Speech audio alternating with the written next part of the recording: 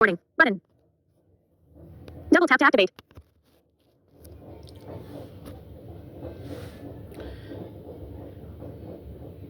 அரிது அரிது மானிடரை பிரிப்பது அரிது. அரிது அரிது கூன் குருடு செவி கேடு என்று பிறப்பது அதனினும் அரிது என்று ஔவை பிராட்டி சொல்லியிருக்காங்க. அது இந்த காலத்துக்கு ரொம்பவே உண்மையாக தாங்க இருக்குது. நல்லா இருந்தவங்க திடீர்னு ஊனமுற்றதாக ஆகிறதும், பிறவியிலே இருந்து ஊனமாக இருக்கிறவங்களும், இல்லை இடையில ஒரு விபத்தினால ஊனமாக ஆகினவங்களும் வாழ்க்கையில் பார்த்திங்கன்னா எவ்வளோ கஷ்டங்கள், எவ்வளோ வேதனைகள், எவ்வளோ அசிங்கங்கள், எவ்வளோ அவமானங்கள் ஆயிருந்தா கூட பிறந்தவங்களாக இருந்தாலும் தாய் தந்தையாக இருந்தாலுமே பணம் வரும்போது வேறையாக தான் மாறிடுறாங்க. அண்மையில் ஒரு நண்பருக்கு பக்கவாதம் வருது.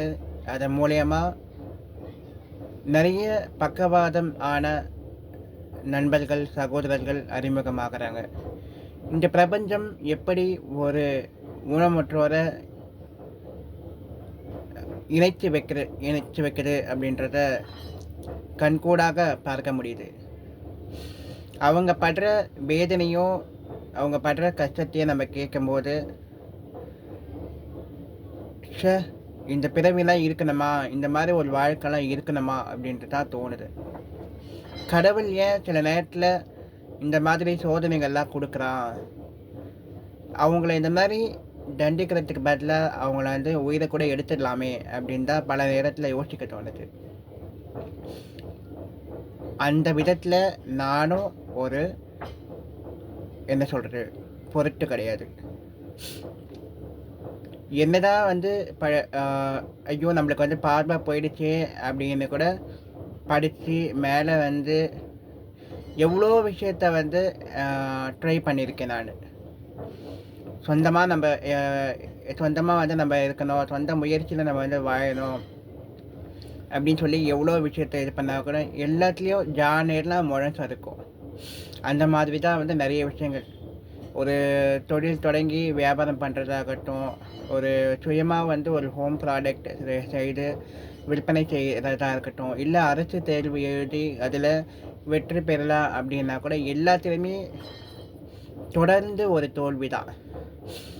சரி, இதுதான் ஒரு பக்கம் இருக்குது அப்படின்னா கூட, நம்ம ஆசைப்பட்ட ஒரு பொண்ணை, காதலித்த ஒரு பொண்ணை கரம் பிடித்து கல்யாணம் பண்ணுறதுல கூட சுற்றி இருக்கிற சொந்தக்காரங்க எல்லாருமே சூழ்ச்சி பண்ணும்போது அந்த வேதனை என்றைக்குமே மறக்க முடியாத ஒரு அழியாத வடுவாக இருக்குது. சரி, காதலிச்ச பொண்ணு தான் கிடைக்கல, சரி அப்பா அம்மா பார்த்து வைப்பாங்க ஏதோ ஒரு பொண்ணு, இல்லை கூட பிறந்தவங்க ஏதோ ஒரு பொண்ணை பார்த்து கல்யாணம் பண்ணி வைப்பாங்க அப்படின்னு நம்ம நினைப்போம். ஆனால் நம்மளை பற்றி நினைக்கிறதுக்கு அவங்களுக்கு ஒரு நிமிஷம் கூட டைம் இல்லை. அவங்கவுங்க வாழ்க்கை, அவங்கவுங்க பிரச்சனை, அவங்கவுங்களோட வேதனைகள் தான் அவங்களுக்கு அது பெருசாக தெரியுது.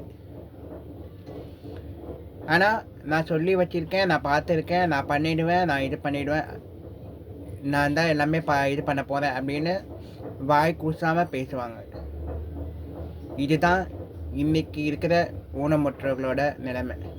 ஆனால் ஒரு படி மேலே இப்போ எனக்கெலாம் கூட வந்து என்ன சொல்கிறது, ஒரு சில விஷயங்கள் நான் போல்டாக பேசுகிறதுனால ஒன்றும் பண்ண முடியாத இதுவாக இருக்கும்.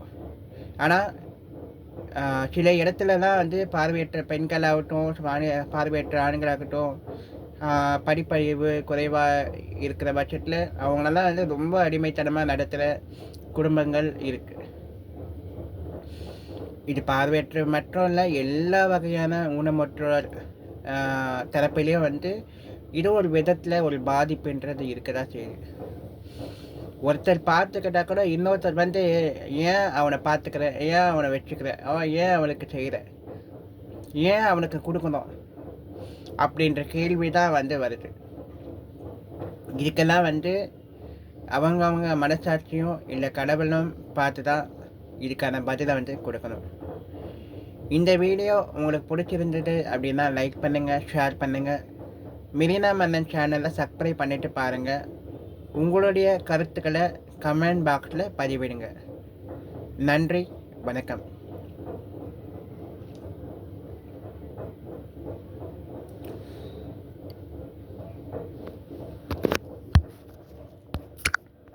Stop recording. Button.